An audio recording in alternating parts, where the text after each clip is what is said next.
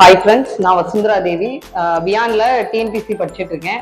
சில years and dads வச்சு சில டேட்டாஸ் நம்ம பார்க்க போறோம். செப்டம்பர் 15 எல்லாருக்கும் தெரியும், அண்ணாவோட பிறந்த தினம். தமிழ்நாடு முதலமைச்சரா மெட்ராஸ் மாகாணமா இருந்தது தமிழ்நாடுன்னு ஃபர்ஸ்ட் பெயர் மாத்தினது அவர் தான். ஸோ இம்பார்ட்டன்டான ஒரு ஆள். அவரை பத்தின செப்டம்பர் 15 வச்சு சில நம்ம ஸ்கீம்ஸ் பார்க்க போறோம், தமிழ்நாடு ஸ்கீம்.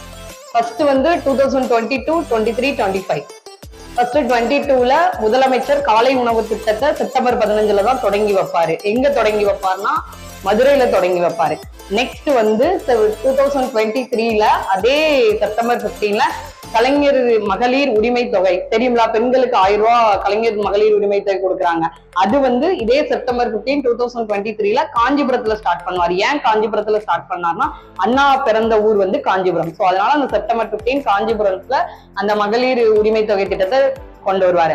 அடுத்து இப்ப 2025 இதே செப்டம்பர் 15 அண்ணாவோட பர்த்டே அன்னைக்கு அன்பு கரங்கள் அப்படிங்கிற திட்டத்தை சென்னையில தொடங்கி வச்சாரு.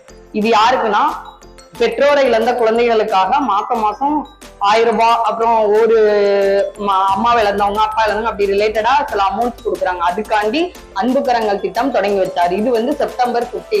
இன்னும் 2 டேட் என்னன்னா, சர்வதேச சனநாயக தினமும் செப்டம்பர் 15 தான். பிளஸ் செப்டம்பர் 15 என்னன்னா தேசிய பொறியாளர் தினம். தெரியும், விஸ்வேஸ்வரய்யாவோட பர்த்டே தான் தேசிய பொறியாளர் தினம்.